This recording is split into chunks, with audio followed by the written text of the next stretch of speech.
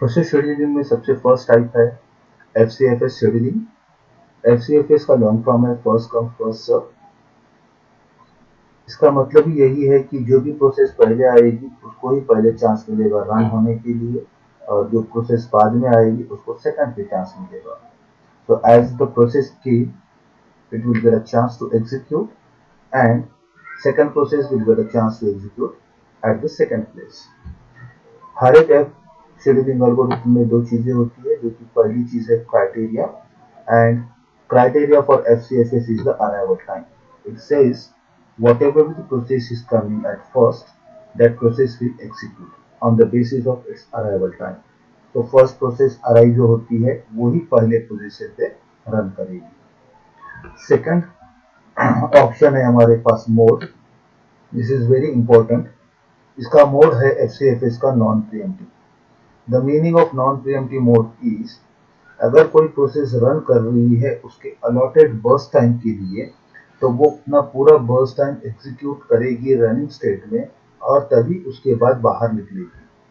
Meanwhile अगर कोई दूसरी प्रोसेस आती है एग्जीक्यूट करने के लिए and wants to enter in running state, तब भी उस प्रोसेस को अलाउ नहीं किया जाएगा रनिंग स्टेट में एंटर करने के लिए। Reason very simple, non pre-emptive.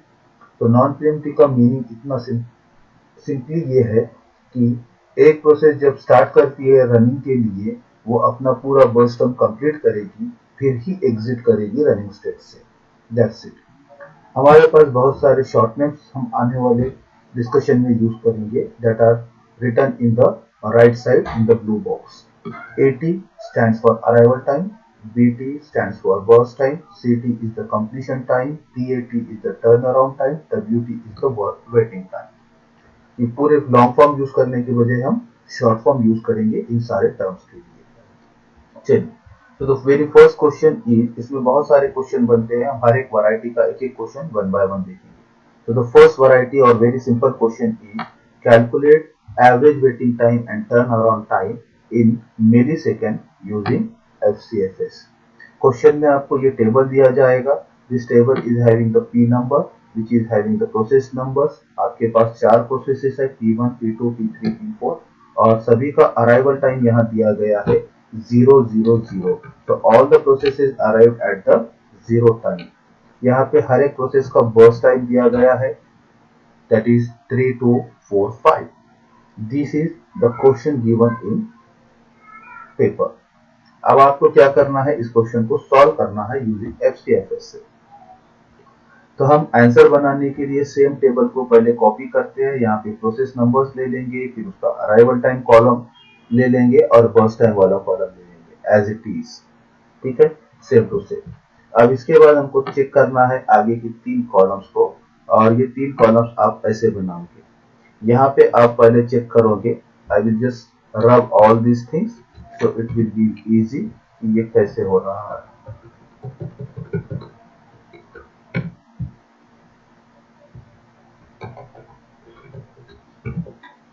चलिए, अभी बनाते हैं हम लोग एग्जीक्यूशन का काम।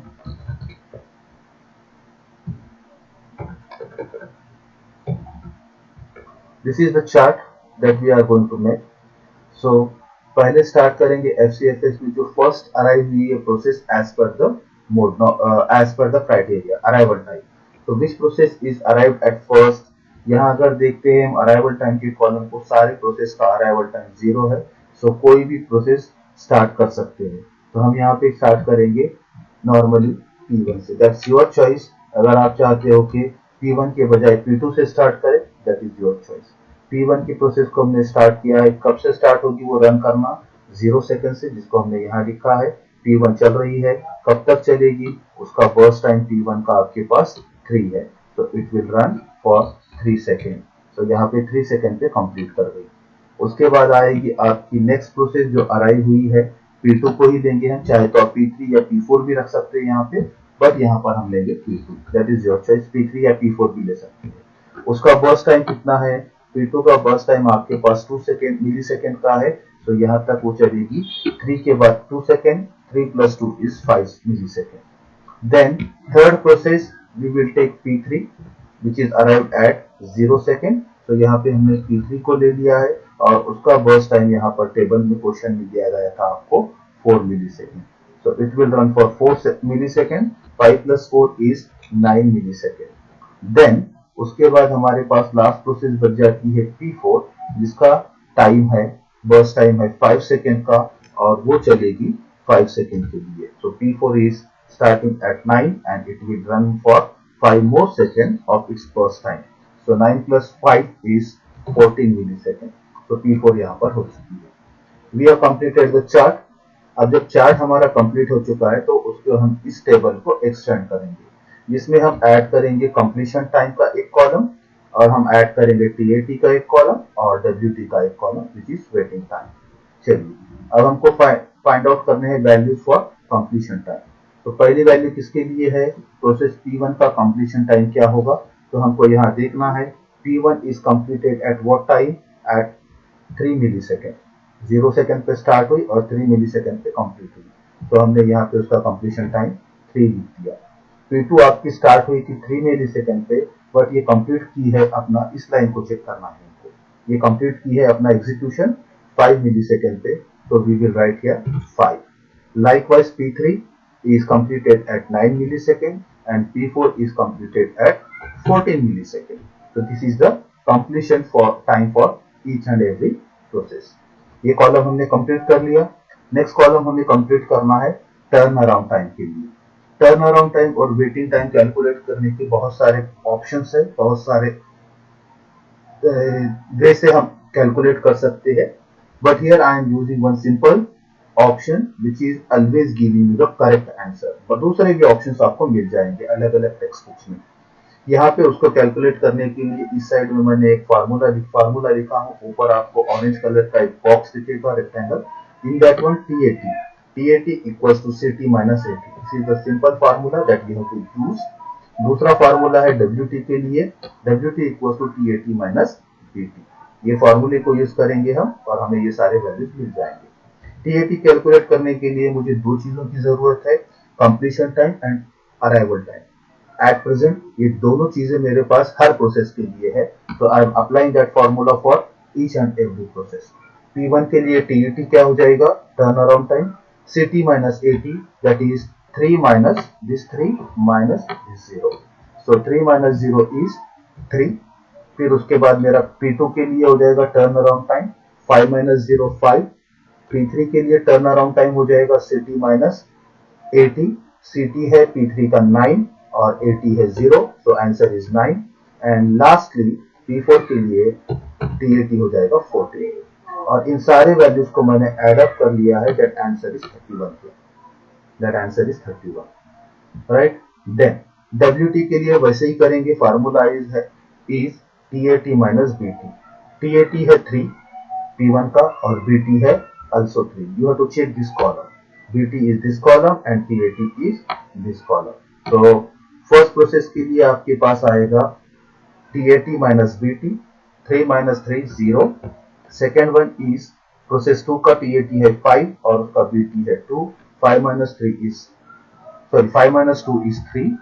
नेक्स्ट आएगा आपका प्रोसेस 3 के लिए TAT 9 है और उसका BT है 4। 9 minus 4 is 5। And likewise lastly P4 का आपका आ जाएगा 14 minus 5, that is what 9, sorry 9। So the answers are this one for waiting type। अब ये सारे waiting types को मैं ऐड करूंगा, समेशन अप्लाई करूंगा, 0 plus 3 plus 5 plus 9, the answer is 17 here। So total waiting time for all the processes is 17 and total turnaround time for all the 4 processes is 31। अब हमारे question में हमको पूछा गया था calculate the average turn around time and average waiting time. तो average turn around time के लिए हम यहाँ कैलकुलेट कर रहे हैं, total value is 31 that we have calculated up divided by number of processes 4 equals to we will get 7.75, और हमको यहाँ पे उसका यूनिट लिखना है millisecond. So the unit is millisecond ms, and here average waiting time is also calculated। So the total value for waiting time is, here we have calculated 17। So 17 divided by number of processes is 4, equals to 4.25 millisecond is the unit.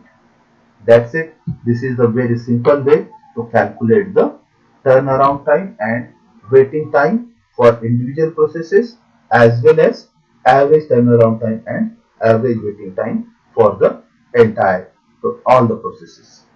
Right, so ये इस question में हमने solve किया है by considering arrival time zero for all the processes.